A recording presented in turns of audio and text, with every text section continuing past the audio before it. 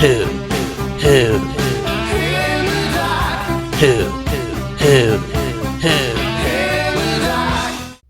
Now this is going to be quite the interesting video, as I'll be discussing the humble and disturbing series that began just as a single short film and turned into 6 YouTube videos mixed with Kickstarter and clever teasers for a 6-episode series, and even took the delightful macabre humor and atmosphere when they collabed with the amazing world of Gumball to make the episode The Puppets.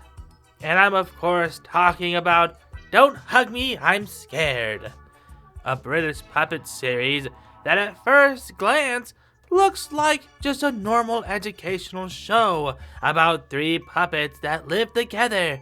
And the series reminds you that the day is June 19th, which is because the Kickstarter goal was reached on the day 2014.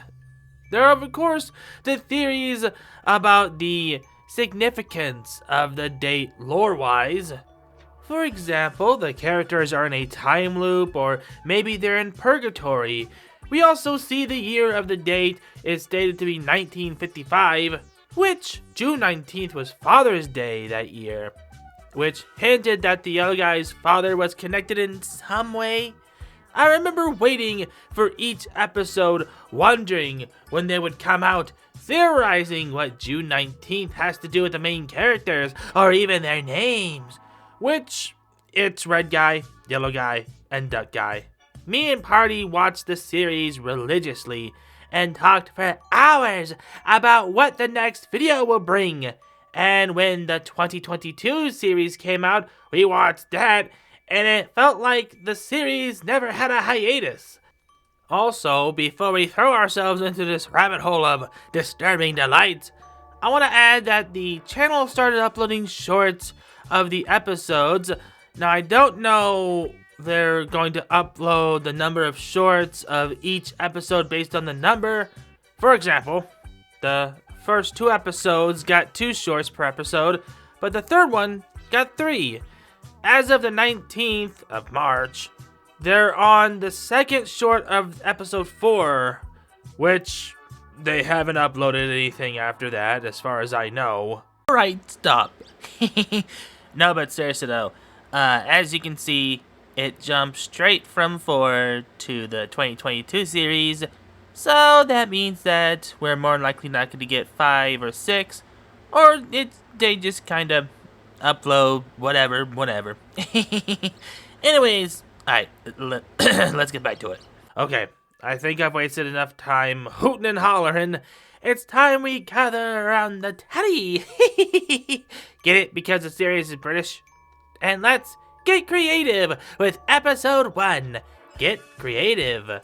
We open up with a nice look around the puppet kitchen, and we see some stuff that wasn't meant to have lore, but I'm sure that changes when a notebook springs to life and begins singing. What's your favorite idea? Mine is being creative. How do you get that idea? I just tried to think creatively. Okay, so you may notice how the puppets sound look a tad unrefined here before they got the major design and sound upgrade. In case you're watching this for the first time and only saw the series or the later YouTube episodes, to which I say, shame for not watching it where it all began. But honestly, you could watch any of them. Okay, well, you might be confused why Red Guy vanished after 4 and then Duck after 5, but you can watch them in any order, but not really miss anything. The YouTube series, I mean. Anyways, the reason for the drastic change in design and sound is because of the 3 or so years between episodes 1 and 2. Again, there was only supposed to be just 1 short film, but it became so popular that they started a Kickstarter to make it a longer series, and thus the characters got a well-needed upgrade, and Duck sounds less auto-tuned, and Yellow Guy sounds more like a childlike, and has the auto-tune dropped altogether. The one thing they did keep throughout the entire series, which is a great part of why it's lasted as long as it did, is that its sense of humor. Having random moments of awkward silence, then moving on like nothing happened, and cracking on with the educational song. Speaking of this moment, this is the part where we see the true intentions of the notepad begin to surface. You see how each episode has the trio having a normal day, or doing nothing, or just doing their own thing, when some random person or teacher or teachers appear out of nowhere to educate them on random things with song. And at first it seems like they mean well, until you see they really have dark intentions for them. Take the notebook to start off. She sings about being creative, then begins putting blocks on what is creative and what isn't. I might paint a picture of a clown. Whoa there, friend, you might need to slow down.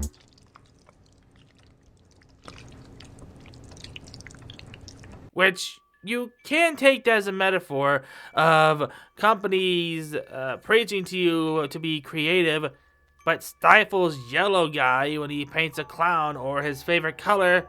By the way, your favorite color of the trios, you can associate this with how corporations act when you want to be creative, but then censor you when you try to express yourself. Maybe forcing you in a box they chose for you, or they dictate what's creative and what's not.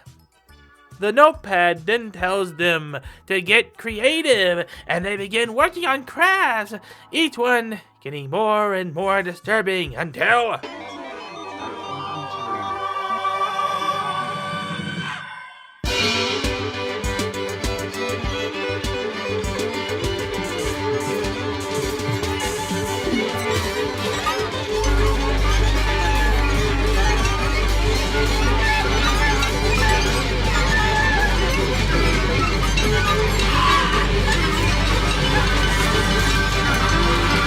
Now, I don't know if you caught it, but a camera is seen in the fourth wall as if something is recording them, which is expanded on in later episodes to be true as in the breaking of the fourth wall. Just look how chaotic this is! But then, they're back in the same seats as they were when they began, and the notebook speaks the last words. Now let's all agree to never be creative again. What a disturbing way to end a video. Now let's all agree to never be creative again. As if saying, oh, look how bad being creative can be. Don't worry, we'll help you be creative. Here's a carefully picked program chosen by creative people for you. As if these big corporations telling you that they'll be creative and you watch what they approve you to enjoy. But that's just my 2 hoots on the matter. What I think we can all agree on is this was a great way to start the series, being able to keep that tone, and atmosphere throughout the series. But I think it's time Time. Yes, I think it's time. Time.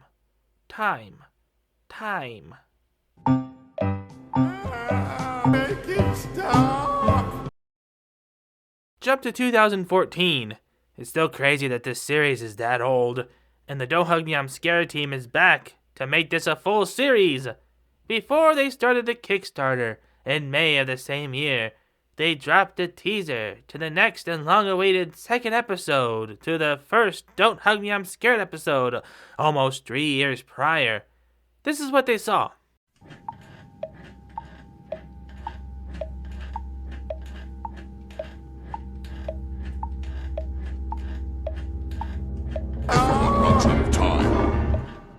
Wow, what a teaser.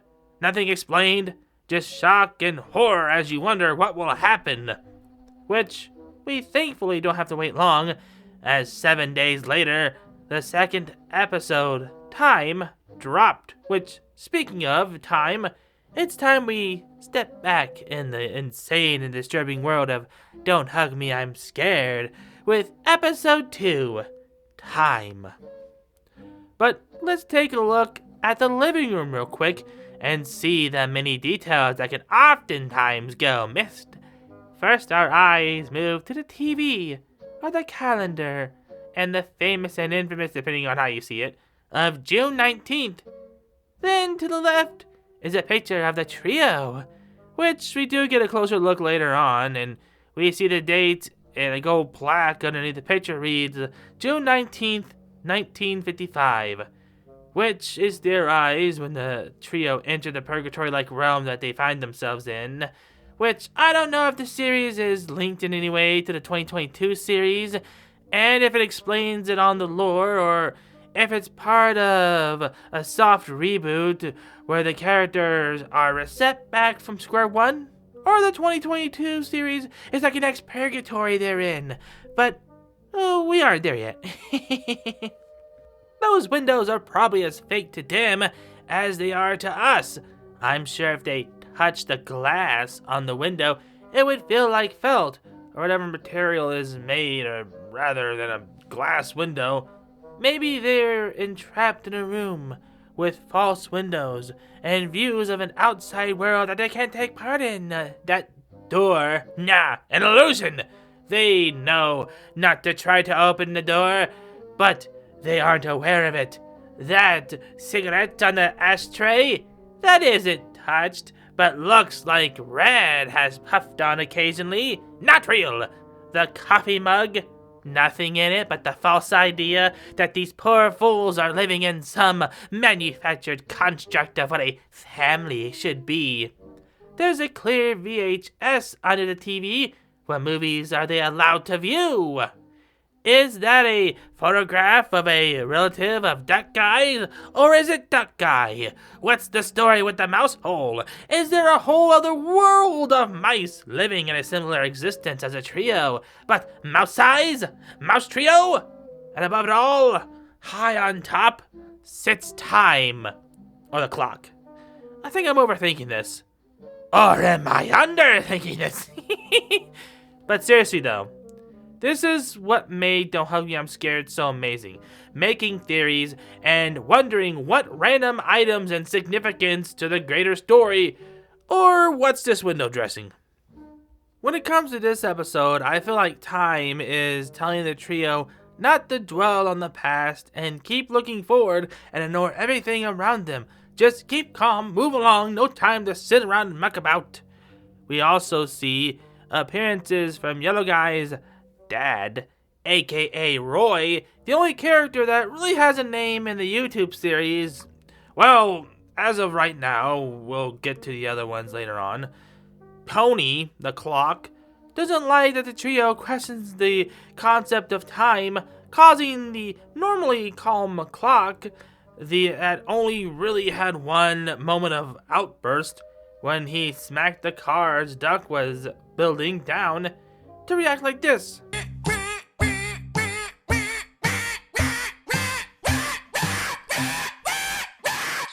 You could say that sound is a haunting representation of an alarm clock breaking the convo the trio are having to get back to him, or you could say that this is the point where he began the sudden shift from teaching about time and fish to the trio literally falling apart, and he seemingly speeds up time, telling them that he couldn't do anything as time just keeps on marching on, that he's just a clock, reminding them that eventually everyone runs out of time. We also see Duck's eye just fell out and chilling by the rocking chair as a reminder that whatever's happening to the trio is just repeated over and over and over and over and over without them being aware. Or they reset before the show began, and this happens once per day after the lesson of the day is over, and then they do whatever the next day or the same day, since it's always June 19th, which will be kind of expanded on later in these episodes, but that was Time. A look how things are just beginning to get bad for the trio. But I think it's time we stepped away from this talk of the times and cobbles and falling apart and we talk about something the world needs more. And the world needs now. It's love. Yes, love. And what better way than to have a nice, delicious chicken picnic? Now, what do you do when you go on a nice chicken picnic? We begin episode 3 with a nice outdoor view as we see a tree with a missing person poster of the trio? And look, the same date that they seem to be living every day, and the same day that they supposedly went missing. And what's worse is, they seem completely oblivious by the fact that it's right behind them, just carrying on with their delicious chicken picnic. Which I wouldn't expect anything less from Don't Hug Me, I'm Scared. Also, I like how it's actual raw chicken. Well, it might be prep raw chicken and not felt like everything else. Speaking of which, just look at the background of the opening area has improved since the last episode. This was of course because they achieved the Kickstarter goal on June 19th of that year, 2013. Which, if you've already seen this series, then you already know just how amazing the sets and backdrops of the series will get later on. I just wanted to take note of how gorgeous the sets look now that they've started increasing the quality of the series. Yellow Guy's attention turns to a butterfly that flutters by him when suddenly... Pesky bee? That guy. How could you mistake that butterfly for a pesky bee? Also, you smashed that beautiful insect so carelessly. Even bees don't deserve that. They're more scared of you than you are of it. They only sting when you attack them. Let the noble bumbles collect their pollen so many flowers can be made.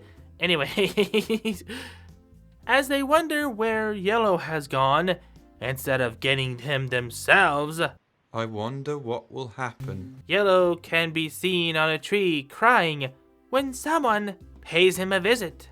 It makes you sad, doesn't it? Huh? That there's so much hatred in the world. I hope you don't mind if I ask you a question. A little baby pigeon. I mean, aside from Yellow Guy not seeing it's a butterfly, you notice this mysterious butterfly named Shrignold just flies by and starts talking about how bad the world is and how it makes you sad. Now, I don't know about you, but for me, I'd personally introduce myself to Yellow and maybe ask why he's upset. But if you really take a second to think about it, why did he appear in front of Yellow now of all times? Did he just happen to find him crying? Or was he watching him at the picnic and took the opportunity to approach him while he was alone and vulnerable? But Hoots, I hear you ask, why would this seemingly innocent butterfly behave like this? Well, let's keep watching. As Shrignold flies into song, taking Yellow Guy on a trip as he teaches Yellow all about...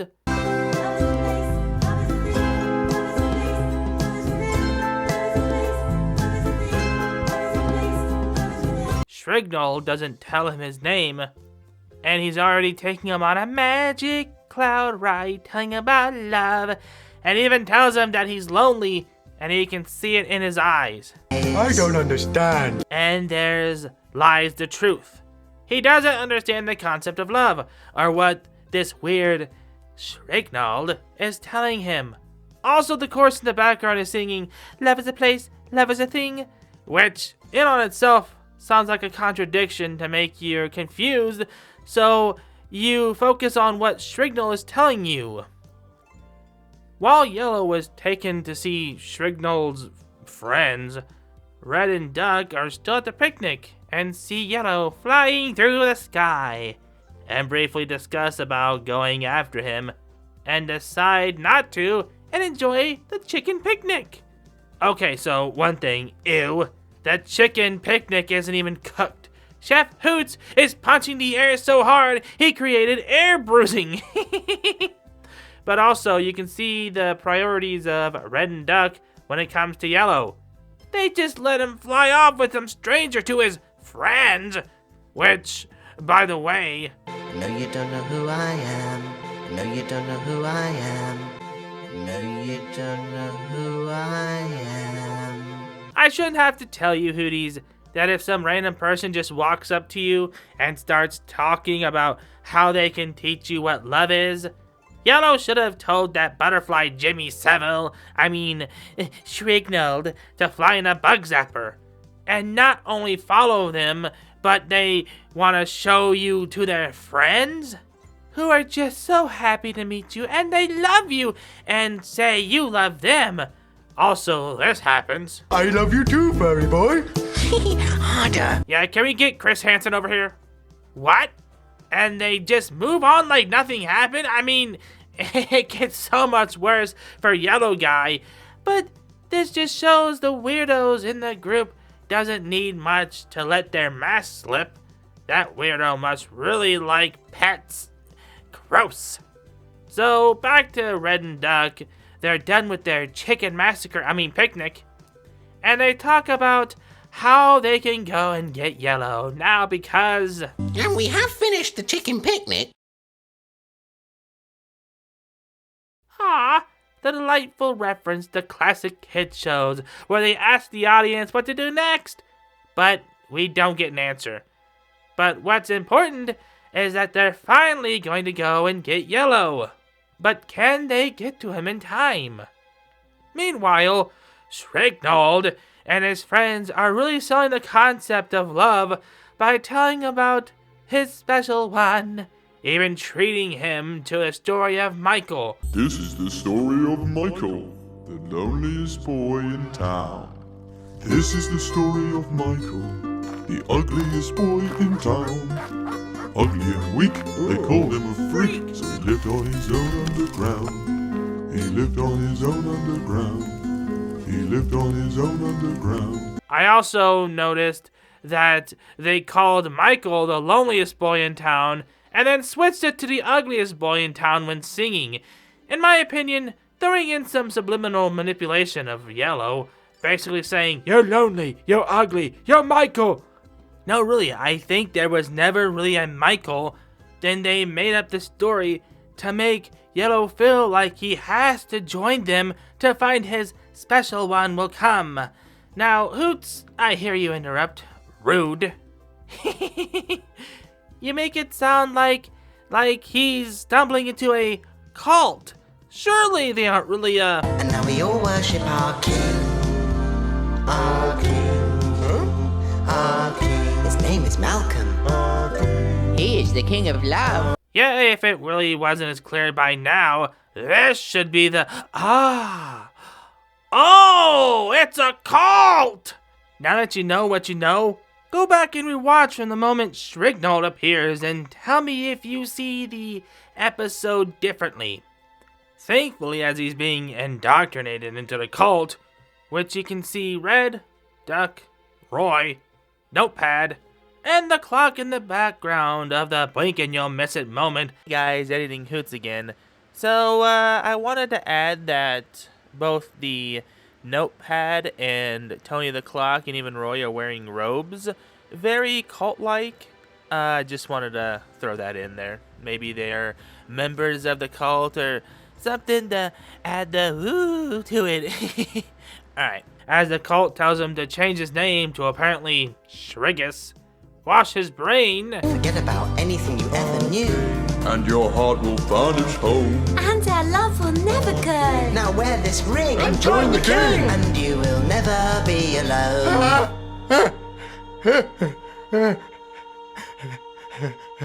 Yeah, I think that would be my reaction if I had that kind of nightmare. Then suddenly wake up right as I was about to be forced into a cult. You could tell Yellow didn't know what was going on until the moment Malcolm, the King of Love, appeared.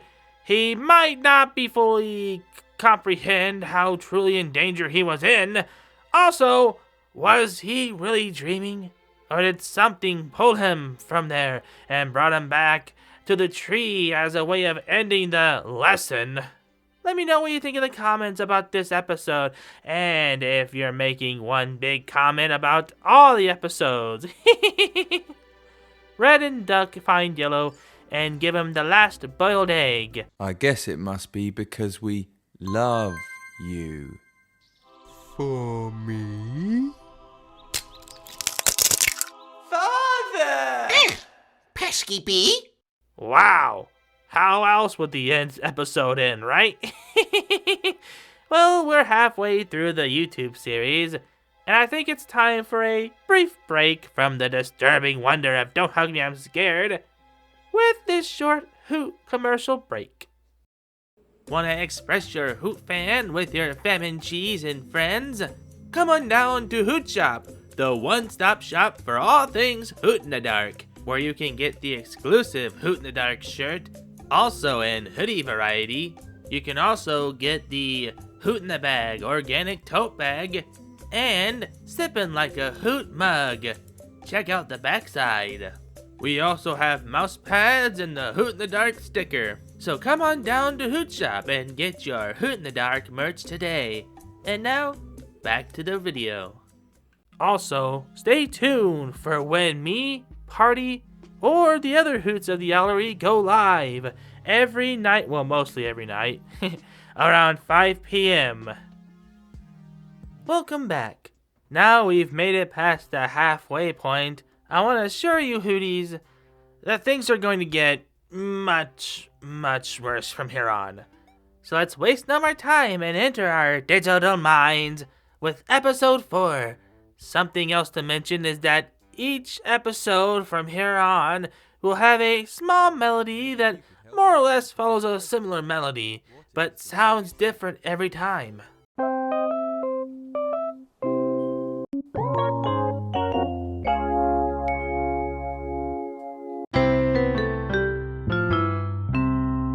I feel like it adds to the feeling that the trio are trapped in some sort of limbo-like sitcom, and instead of being educated, they're being tormented by unknown forces, sending these teachers that scare them more than teach in a seemingly endless loop.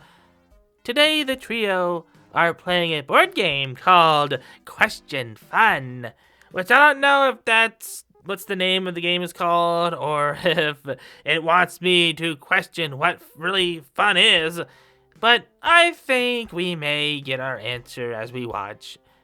Red draws a card and is asked what the biggest thing in the world is.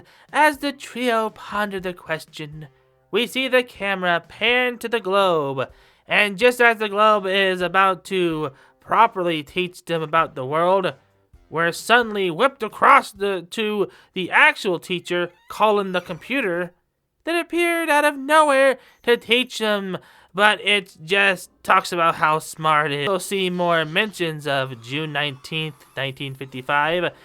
Not sure if the year is important, but we keep seeing its date in full. We also get a quick reference to the time episode with the clock that briefly appears on screen. And I tell you the time.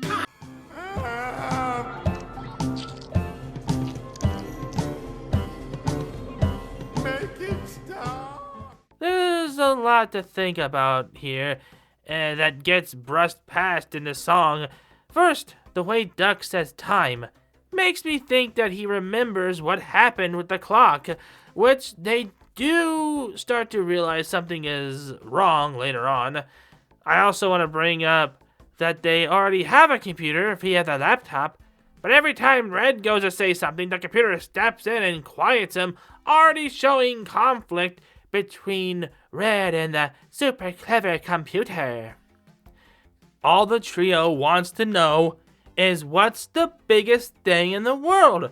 Why do we need to answer the list of random personal information that they really shouldn't need to tell him?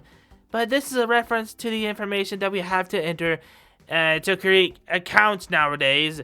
And when Red tries to get his attention... Don't touch me! What was that?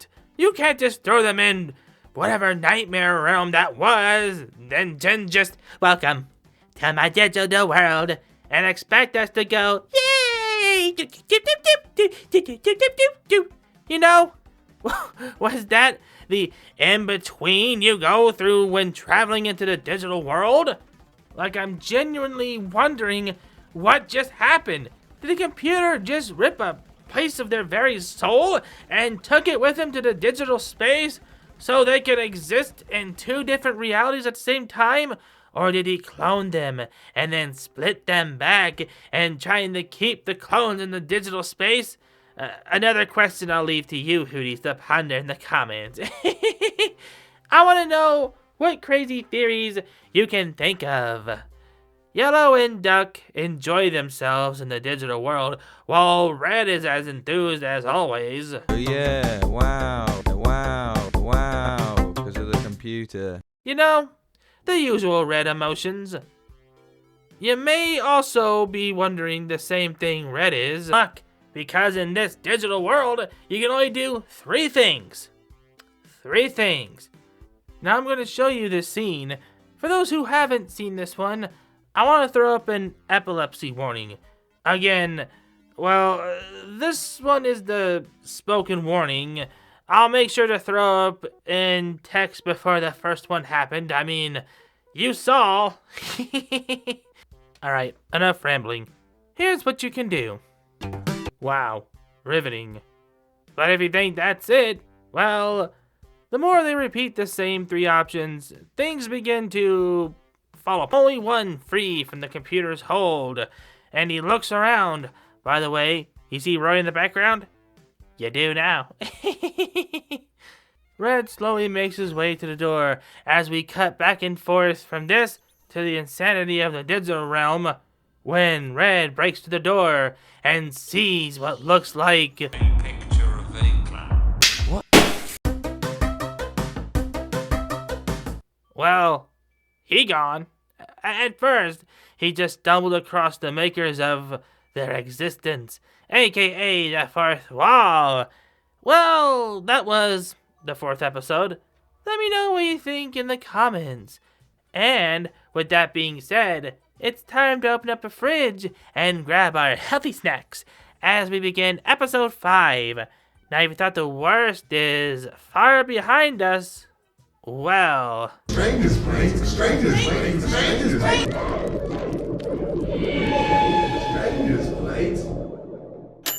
Yeah, this one. This episode, where the now duo, lingo, nah, but Yellow and Duck learn about eating healthy. And like I said in the other episodes, if you think the last one was bad, just wait until you sink your teeth into this, or they sink theirs into you. But with that being said, we open with Yellow and Duck in the kitchen, as if they're waiting for someone to cook for them. I'm sure you noticed someone is now gone. Someone who, lost their head. What?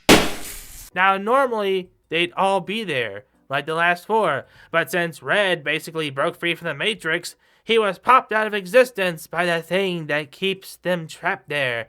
And we see Yellow and Duck try to remember why things feel off without Red's presence there. And when they begin to question where Red went, wouldn't you know it, someone pops in. Disco? Fish and chips. Steak and beef. Chicken-a-chow. Grapes and eggs. Steak, eggs. Now I feel like this was whoever is controlling the universe Yellow and Duck are trapped in, who I'll get to when I feel he's revealed later on's way of setting them up for the teacher to pop in at the right time to begin their lesson about being healthy.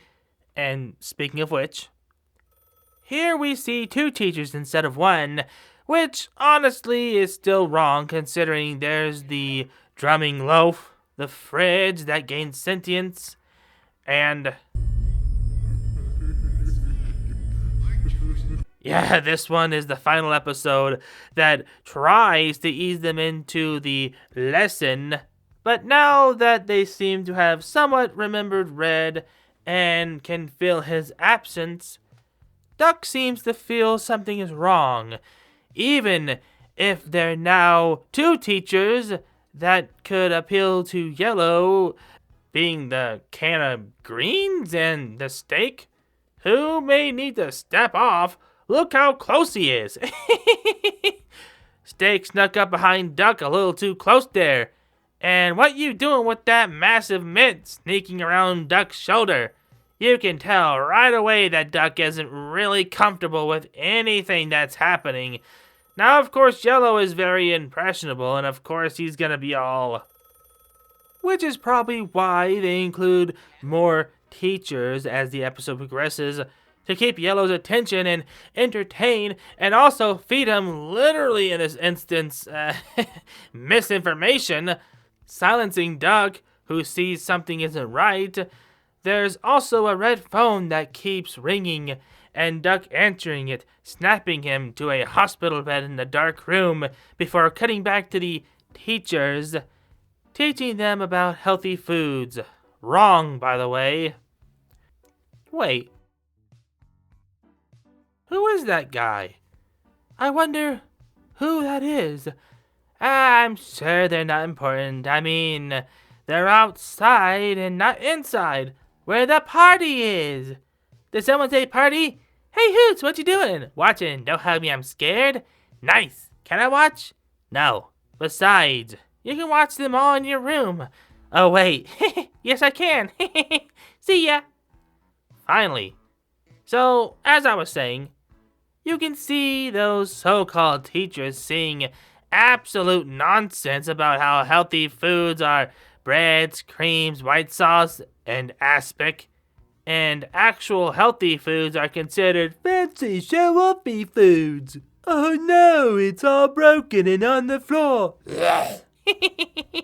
Well, I don't know about you, but I'm convinced.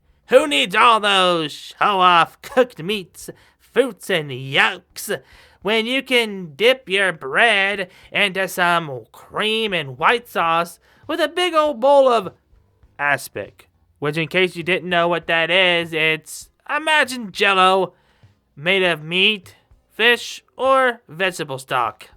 Deliciosos. But even with the intervention from the fridge, Duck pushes back and...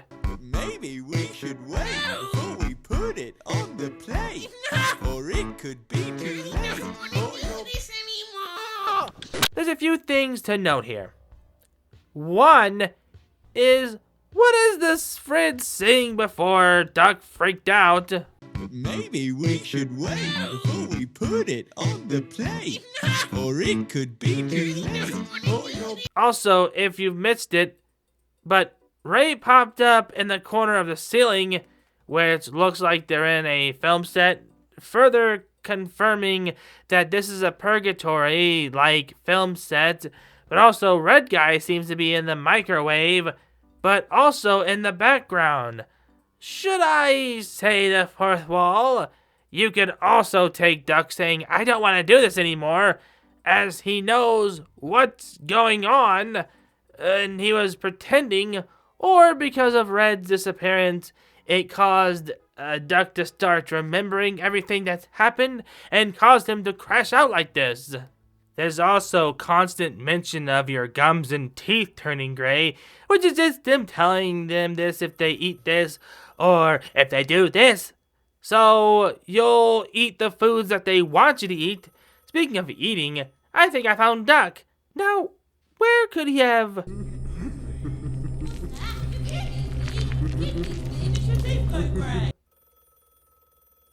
Oh, yeah. Let's just move on from that. Yeah, just crack on. Keep calm, moving on. I think I understand the line, or it will be too late for you now. Without Duck to stop the teachers, they bombard poor Yellow with, eat this, but don't, or else your teeth will turn gray. While Duck is being eaten, and we get this. That wasn't onion paste. You shouldn't eat food from a stranger's plate. A stranger's plate. A stranger's plate. A stranger's plate. A stranger's plate. A stranger's plate. A stranger's plate. A stranger's plate.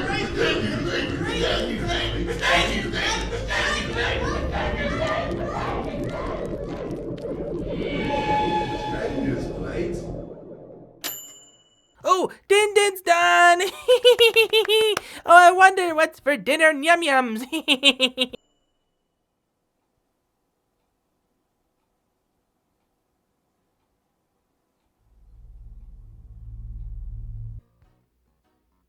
They made him eat duck? That's what's for dinner, yum-yums. For Yellow? Like, really, let this sink in for a second. You could say this is a representation of the loss of innocence because of the mindless consumerism that media forces down our throats. And as hard it is to admit, the 90s were really bad with that. And I ran right for the stores and ate the manufactured slop that still gives me a safety blanket of nostalgia. Is also why we Hoots, or more so me and Party, to be chunky owls in our 30s. And for the final time, the phone calls. But Yellow is far too gone to even get up to answer the call, as we see Red walk away from the phone booth, ending episode 5. Fun fact, you could actually call the number at the top of the phone booth for 2 weeks after the 5th episode released. If you were in the UK, if I'm not mistaken. Now, if you wondering what people heard, it was just people talking to Baker Terry, the voice of the yellow guy, duck guy, and the steak guy, and they would respond in incoherent rambles and screeches.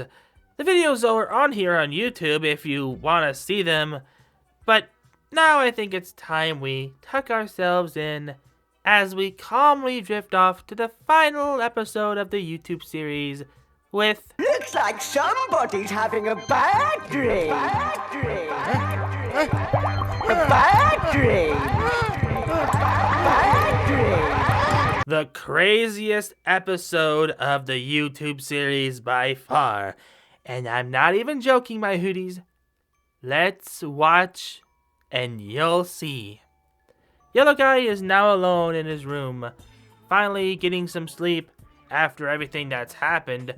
Now, I don't know if they sleep right after each episode, or if this is the first time he's actually had some proper rest, which would make sense that everything takes place in one day. I mean, it'll ruin the whole purgatory thing, but think about it. 1 could take place at breakfast, then 2 could take place around noon, then 3 could take place at the same time noon. Since Tony the Clock resets the episode, they could take their walk in the woods for a delicious chicken picnic. 4 could take place between day and evening, and 5 could be around dinner time or evening. But then again, that also doesn't make very much sense. Either way, it seems that even then, Yellow Guy isn't even free from the teachers. As Lamp, he doesn't even seem to have a name appear and literally drags him into the next musical number. Remember when there was a slow build to the songs that start calm? For example, What's your favorite idea? Mine is being creative. Time is a tool you can put on the wall or wear it on your wrist. The past is far behind us. The future doesn't exist. Have you ever wondered why we're here? What's it all about? You've no idea. And everywhere you look, all you see is hatred and darkness, death and fear. I'm a computer and wired. Are you hungry? You look to be a bit hungry. No. Do, do, do, do. Lots of people get hungry. lovely. Now, they do get disturbing, but not until around the end of the second half. But watch how Lamp starts up this song.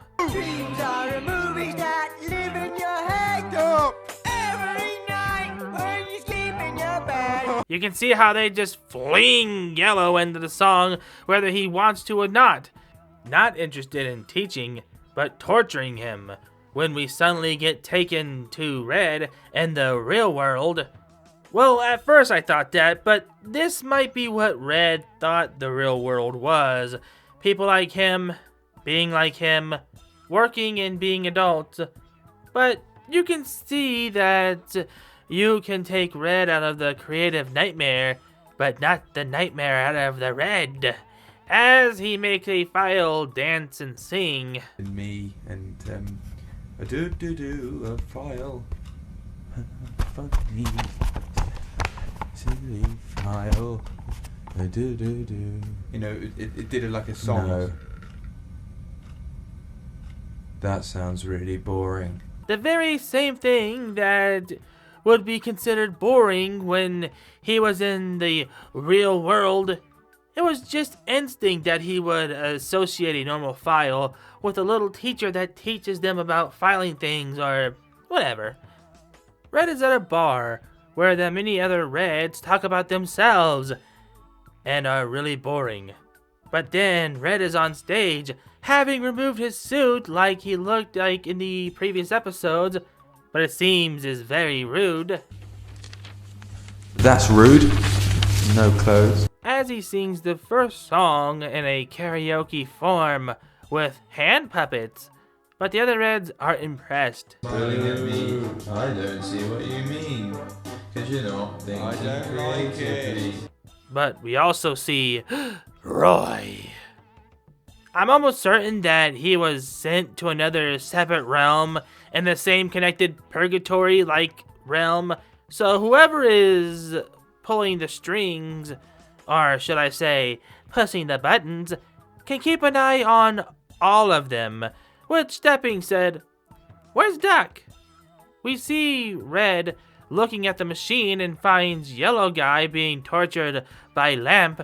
As Red presses buttons, we're introduced to a cast of wacky teachers singing songs about different topics from the universe, to a saxophone singing about buying a canoe, which is interesting how many of these teachers were on hand in case the trio would bring up many topics or would randomly pop in. Oh yeah, Duck. We see some familiar faces, as Yellow had not forgotten about Tony. Far behind us. The future doesn't exist. You made me die. I'm a computery guy. And while Steak is singing, It's on my tray. What? Where am I? now if Red was taken to another realm that mimicked what Red imagined a normal world was, where's Duck? Was he sent to a realm with ducks like him? Maybe a retirement home full of ducks? Or was he taken to a void of nothing? Maybe he was sent to the black hole!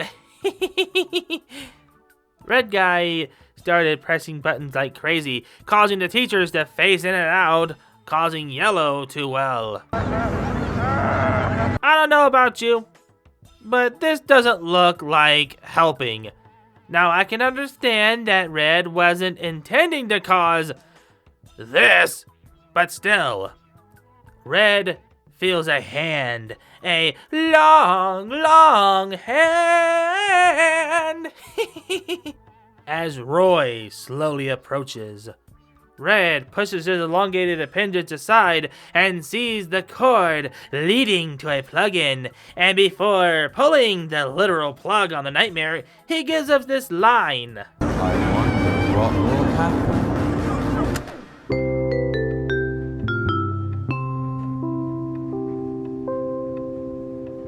It would seem that things are different. The calendar changes to the 20th. Oh, and the trio are now their favorite colors. Okay, so this is my last post-editing thought here. How many times have they done this? You know, how many times have they escaped the Matrix? And how many times have they wound up back in the same spot? I'm guessing probably more than once, considering they're in their favorite colors and it starts back at square one. My guess is Red will always be the one that always breaks free and resets everything. You know what I'm saying? Like this, I don't know. Like this doesn't make any sense, I guess, if you're thinking about the 2022 series.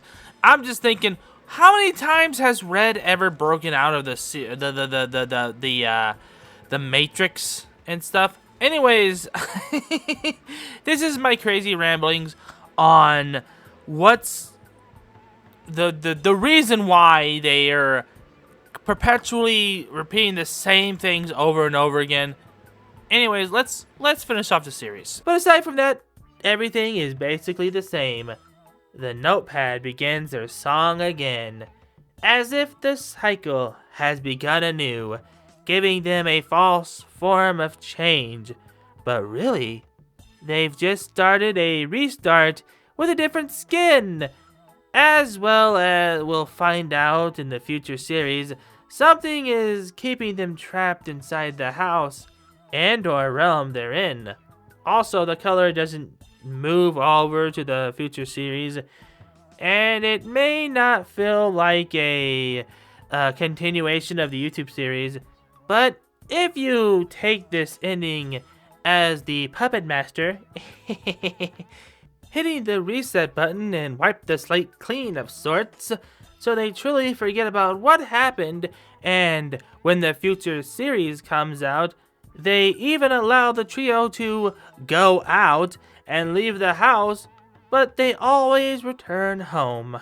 What do you Hooties think? Do you feel that this really is them free? Or is it another prison? They just changed the date and the color scheme, which they didn't follow the 2022 series. Anyways, thanks for watching. Don't forget to like, share with your fam and cheese. If you're new to the channel, subscribe today and join the Parliament of Hoots. Want me to discuss the 2022 series? Drop a like. And if I get to 5 likes, I'll make another video discussing the series. Until then, I'll see you when you visit the Owlery again, and I give my hoot in the dark. Thanks again for watching. Don't forget to like, share with your fams, and hype if that's even a thing that's possible for my videos. I don't know what that's about.